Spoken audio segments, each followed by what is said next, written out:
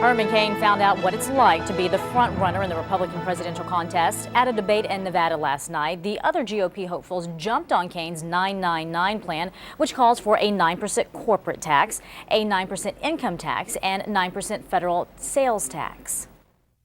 One thing I know about Congress, being a member of Congress for 5 years, is that anytime you give the Congress a brand new tax, it doesn't go away. When we got the income tax in 1913, the top rate was 7%. By 1980, the top rate was 70%. If we give Congress a 9% sales tax, how long will it take a liberal president and a liberal Congress to run that up to maybe 90%? He also doesn't have anything that takes care of the families. I mean, you have a situation where under Herman's plan, a single person pays as much in taxes as a man and a woman raising 3 children. Ever since we've had the income tax in America, we've always taken advantage of the fact that we want to encourage people to have children and not have to pay more already to raise children, but also pay that additional taxes. We gave some breaks for families. He doesn't do that in this bill, and we've seen that happen in Europe. And what happened? Boom! Birth rates went into the basement. Herman, I love you, brother, but let me tell you something. You don't have to have a big analysis to figure this thing out. Go to New Hampshire where they don't have a sales tax, and you're fixing to give them one. They're not interested in 999. What they're interested in is flatter and fair. Right here in Nevada, you got 8+%.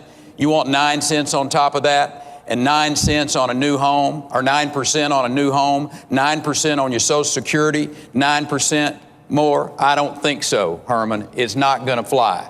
And the worst part about it is it's regressive. A lot of people aren't paying any taxes, and I like that. I don't think that we should even things up by raising taxes.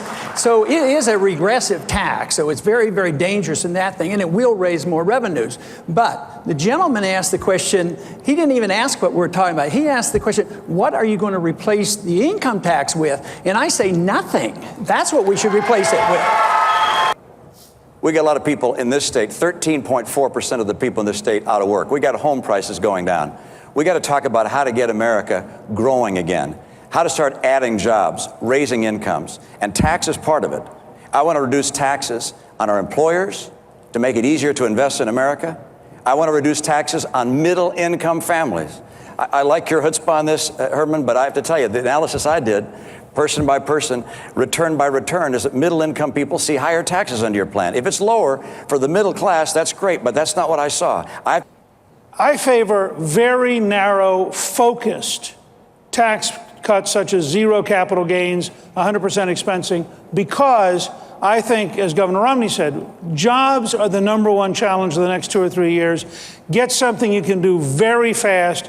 Change on this scale takes years to think through if you're going to do it right.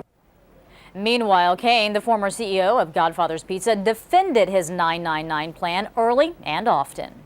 It is a jobs plan. It is revenue neutral. It does not raise taxes on those that are making the least.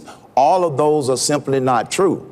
The reason that our plan is being attacked so much is because lobbyists, accountants, politicians, they don't want to throw out the current tax code and put in something that's simple and fair. They want to continue to be able to manipulate the American people with a 10 million word mess. So for more on last night's debate, we are joined by CBSNews.com senior political reporter Brian Montopoli. Thanks for being with us, Brian. Great to be here. As we heard there, it seems like the candidates were throwing their firepower against Herman Cain's 999 plan. How did he respond?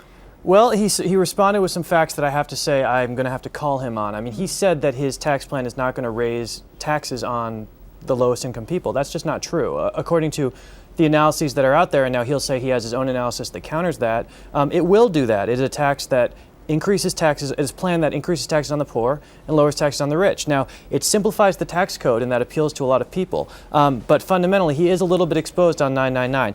Catchy slogan, but when you look at the details, I think people are starting to raise a lot of questions. But when you look at the poll numbers, Herman Cain is doing quite well. When it is time for the primary voting, can this guy really do it? I hate to say this, but I don't think so. And the reason for that is this.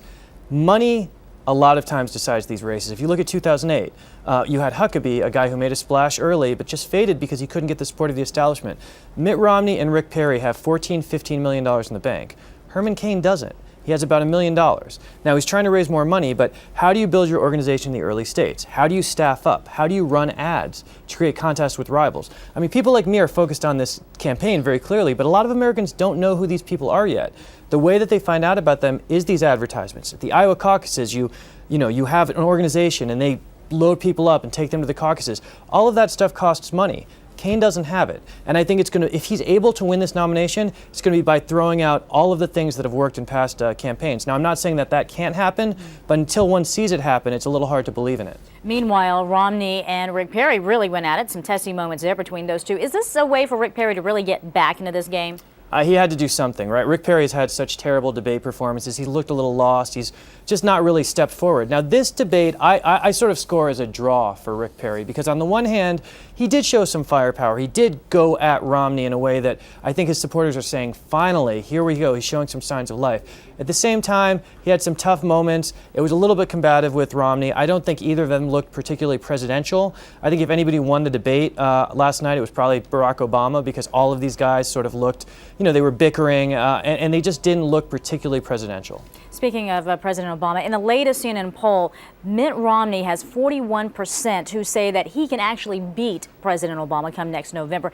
Yet, it doesn't seem like conservatives are really throwing their support behind him. Why is that, and how can he actually win? I think that's an understatement. I mean, Mitt Romney, he's like John Kerry in 2004. He's the candidate that everyone is sort of saying, okay, we can deal with this guy, but nobody particularly is very excited about him.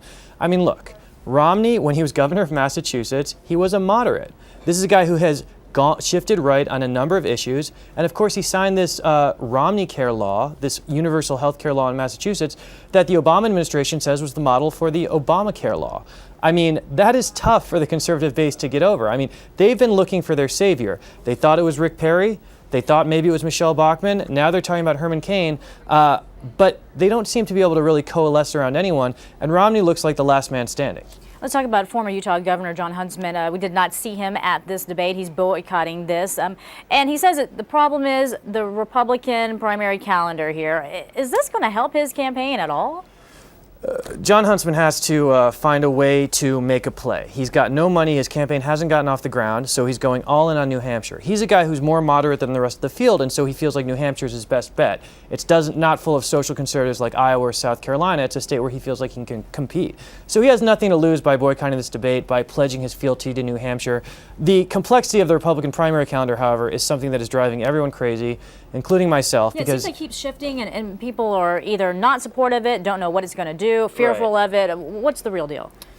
The real deal is all of these states want the prime position because they want the money that comes with that. They want the influence that comes with it. There are all of these rules that the state parties have. Iowa has to go first. New Hampshire has to be the first primary, all of this stuff. But states move up. They violate the party rules. Florida has done that. Nevada's done it now. And so the jockeying is going on. It should finally settle down with Iowa on the 3rd, hopefully New Hampshire on the 10th, and then we really get rolling in January. So that's what it looks like, but it's still anybody's guess, and it's driving the campaigns crazy. Kind of a moving target still. Yeah, all right, absolutely. Brian Montopoli, thanks so much for joining us. Sure, thanks. Always appreciate it.